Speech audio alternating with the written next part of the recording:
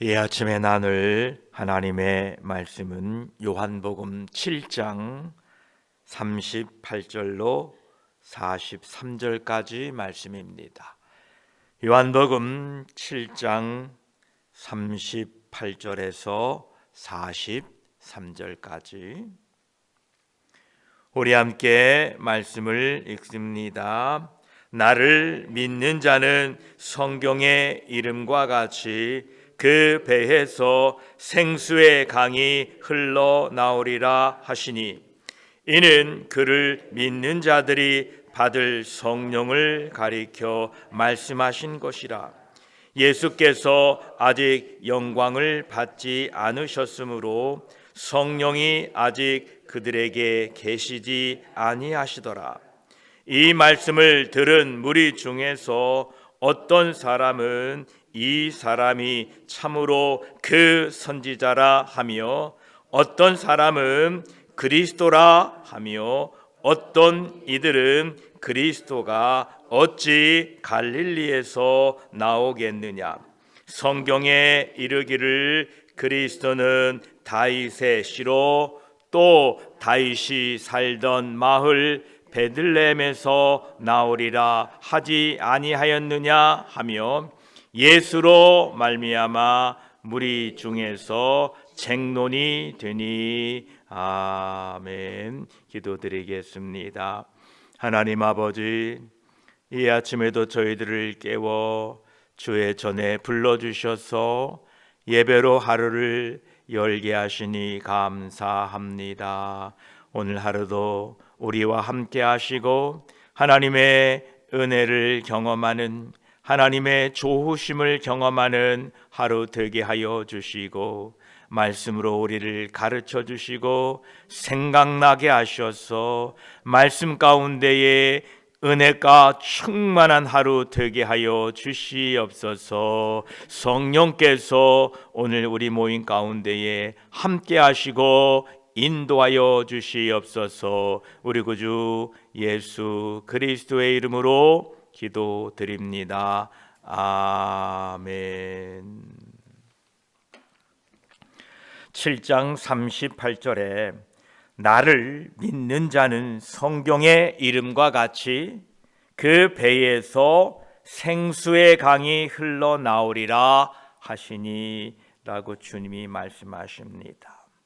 이 말씀은 지극히 정상적인 그리스도인들을 묘사하고 있습니다. 나를 믿는 자는, 예수 그리스도를 믿는 자는 성경의 이름과 같이 그 배에서 생수의 강이 흘러나온다라는 것입니다. 먼저 우리는 그 배에서 흘러나온다라는 말에 집중을 해야 합니다. 여기에서 배가 무엇을 뜻합니까? 우리의 이 배는 항상 채울 것이 필요로 한 신체 부위입니다. 다른 부위는 채울 필요가 없는데 이 배만큼은 항상 채워야 됩니다. 사람의 배는 항상 무엇으로 채워져야만이 사람이 살 수가 있습니다. 또한 그것은 인간이 타락해 있을 때 그 본성적인 신의 기능을 하는 부분이 배입니다. 그래서 사도 바울은 그들의 신은 배요라고 말씀하고 있지요. 이 인간의 배는 결코 만족하지 않는 신체 부위입니다. 인정하시나요? 어제 저녁에 많이 먹었는데도 지금 아침에 배가 꼬르륵 꼬르륵 갑니다. 아침에 배를 채웠다고 해서 만족을 가져다 주는 것이 아닙니다. 점심도 먹어야 되고 저녁도 먹어야 되고 내일도 먹어야 되고, 그리고 죽는 순간까지 채워도 채워지지 않는 신체가 바로 이 배라는 것입니다. 그런데 도저히 인간을 만족시켜 줄 수 없는 이 배로부터 생수의 강이 흘러나와 만족을 준다는 것입니다. 본성적인 인간의 구조 중에서 결코 만족시켜줄 수 없는 가장 깊은 부위에서 생수의 강이 영원토록 흘러나온다는 것입니다. 이것이 그리스도인이라는 겁니다. 그렇다면 어떻게 하나님의 백성된 그리스도를 믿는 사람들이 만족을 누리겠습니까? 그 대답은 간단합니다. 예수 그리스도께 와서 마심으로써 가능합니다. 마신다는 것은 그에게서 받는다라는 의미입니다. 자신의 텅 빈 상태를 예수 그리스도의 충만하심으로 채우게 될 때에 우리는 만족하게 됩니다. 그러나 이것은 단 한 번의 행동만을 뜻하는 것이 아닙니다.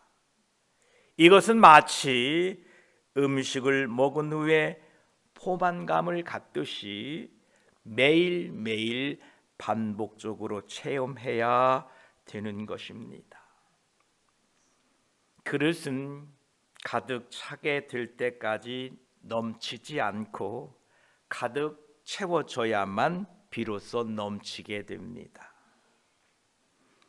내 안에 이 내 영혼에 생수의 강이 흘러 넘치기 이전에 나는 먼저 우선 예수 그리스도께 가서 마셔야 됩니다. 여러분이 하나님의 말씀을 충만하게 마셔야 됩니다. 내 자신 안에서 생수의 강이 흘러 넘치려면 나는 우선 예수 그리스도께 받아야 됩니다. 그분의 말씀을 먹고 그분의 마음을 내 안에 채워야 됩니다. 사도들이 배고픈 군중들에게 빵을 나누어 주기 전에 그들이 먼저 예수 그리스도께 와서 빵을 받아갔다는 것을 기억하시기 바랍니다. 우리의 삶을 통하여 생수의 강이 흘러 사람들에게 나눠 주기를 원한다면 저와 여러분 마음속에 예수 그리스도께 나아가 그분의 말씀을 여러분의 마음에 채워가시기를 축복합니다. 우리 자신의 배가 채워졌을 때에, 우리 심령 안에 하나님의 말씀이 채워졌을 때에, 그때부터는 노력할 필요 없이 내 안에서 생수의 강이 흘러나오게 되어 있습니다. 저와 여러분, 먼저 우리가 무엇을 하기 이전에 예수 그리스도께 나아가 주여, 주님의 것으로 나를 채워주십시오. 주님의 은혜로 나를 채워주십시오라고 간구할 수 있기를 주의 이름으로 축복합니다. 예수 그리스도를 믿는 자는 성경의 이름과 같이 그 배에서 생수의 강이 흘러나오리라 라는 이 말씀의 놀라운 역사가 저와 여러분의 삶에 있기를 축복합니다. 39절에는 이는 그를 믿는 자들이 받을 성령을 가리켜 말씀하신 것이라. 예수께서 아직 영광을 받지 아니하셨으므로 성령이 아직 그들에게 계시지 아니하시더라 라고 말씀하고 계십니다. 성령 하나님은 하나님의 백성들의 배에서 끊임없이 생수의 강이 흐르게 하십니다.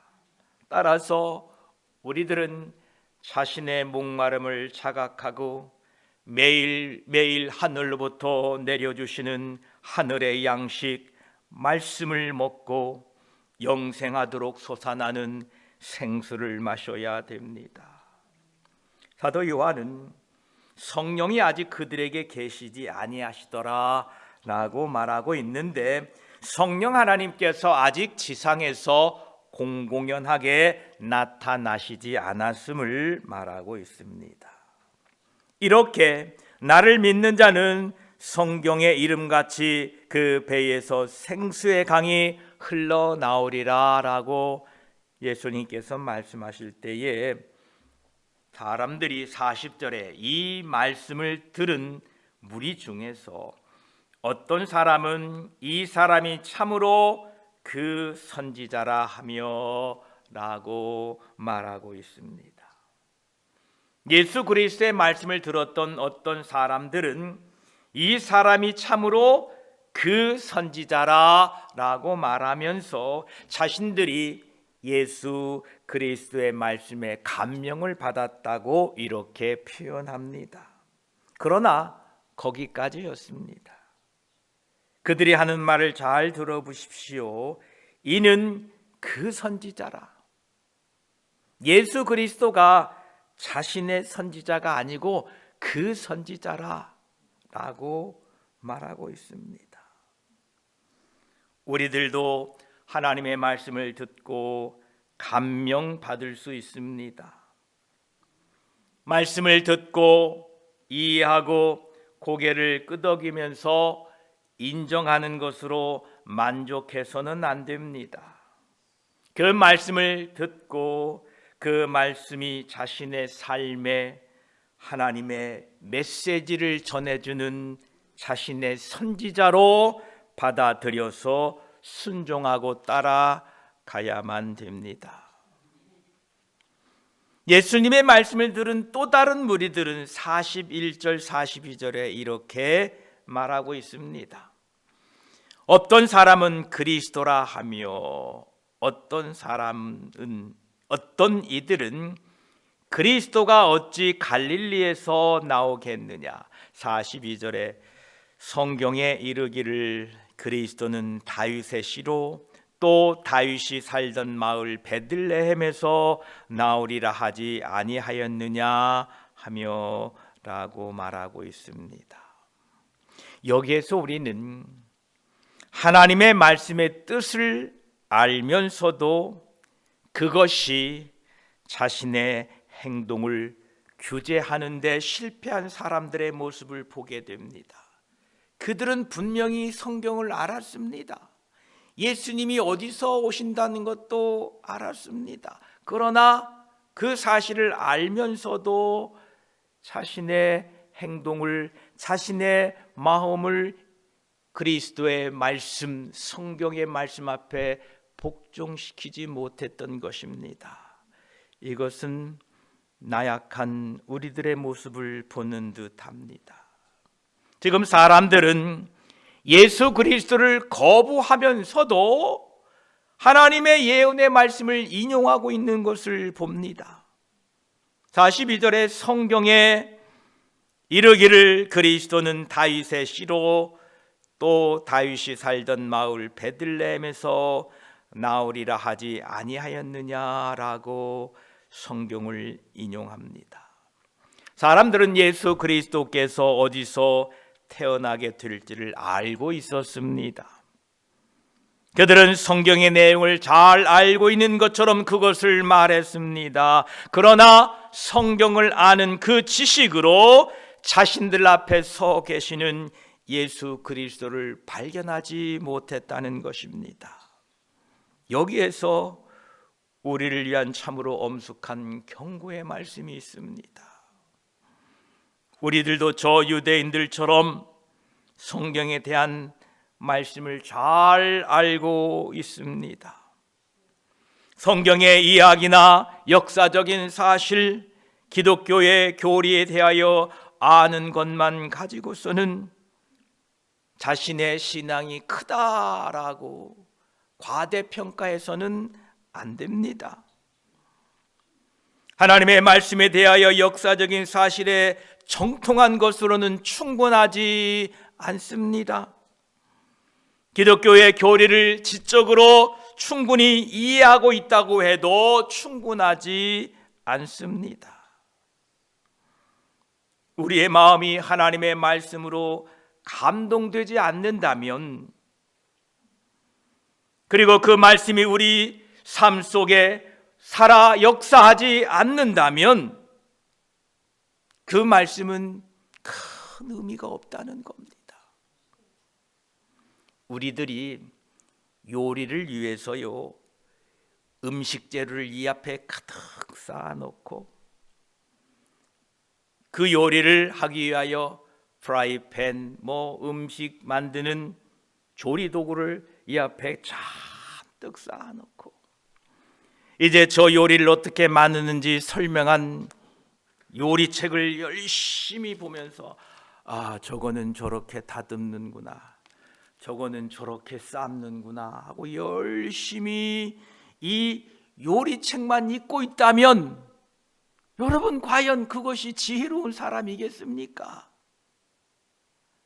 어떻게 요리하는지, 어떻게 다듬는지 이 요리책만 열심히 레시피만 공부하고 있다면 정작 배고픈 자신과 다른 사람들을 위하여 저 요리 재료를 가지고, 저 요리 도구를 가지고 음식을 만들어서 먹어야 되는데 그 요리책만 붙들고 옳으네 그르네라고 판단하고 있다면 과연 그것이 지혜로운 사람이겠습니까? 오늘 또 여러분에게 들려진 하나님의 말씀은 영혼의 양식을 위한 재료입니다. 성령의 지혜는 그 말씀을 어떻게 이해해야 하고 어떻게 잘 다듬어서 영혼의 양식으로 만들지를 가르쳐 주십니다. 또한 성령의 불로 잘 익혀서 여러분의 영혼의 양식이 되게 하십시오. 예수 그리스도의 말씀을 들은 사람들, 그 무리 중에는 43절에 보니까 예수로 말미암아 무리 중에서 쟁론이 되니라고 말씀하고 있습니다. 이것은 예수 그리스도의 예언이 성취된 것입니다. 예수님께서는 공생의 초기 무렵부터 이렇게 밝히 말씀하셨습니다.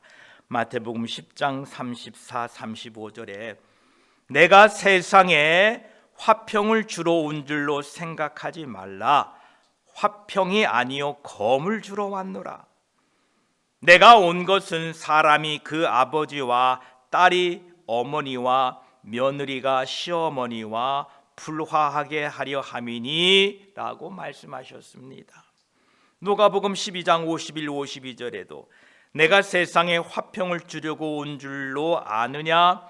내가 너희에게 이르노니 아니라 도리어 분쟁하게 하려 함이로라. 이후부터 한 집에 5사람이 있어 분쟁하되 셋이 둘과 둘이 셋과 하리라 라고 말씀하십니다. 예수님이 이 땅에 오심으로 말미암아 분쟁이 시작되었다는 겁니다. 또한 예수 그리스도께서 하나님 아버지가 계신 보호자로부터 공중에 재림하실 때에 이 세상 사람들 중에 다시 한번 그 분쟁이 일어나게 될 것입니다. 무덤 속에 있는 자들 중에서도 분쟁이 있을 것입니다. 그때에는 그리스도 안에서 죽은 자들만이 다시 살아날 것이며 그로 인하여 구원받은 살아있는 사람들은 함께 모여 공중에서 주를 영접하게 될 것입니다. 그 나머지 사람들은 뒤에 남아 있게 될 것입니다. 이것이 곧 그 분쟁이라는 것입니다. 오늘 예수 그리스도께서 오신다면 여러분은 어느 편에 서 있게 될 것입니까? 예수님께서 이 지상에 계셨을 때에 이런 분쟁이 일어났으니 그를 신실하게 섬기는 자, 하나님의 백성들 또한 예수 그리스도가 계시지 아니하는 동안 이 땅에서 우리로 인하여 분쟁을 경험하는 것을 놀랍게 여기지 마십시오. 성경은 모든 사람이 너를 칭찬할 때 두려워하라 라고 말씀하십니다. 사도행전을 읽어보면 사도들이 복음을 전할 때에 분쟁을 일으켰다라고 기록되어 있는 것을 보게 됩니다. 심지어 사도 바울은 교회 안에서도 분쟁이 있다라고 기록했습니다.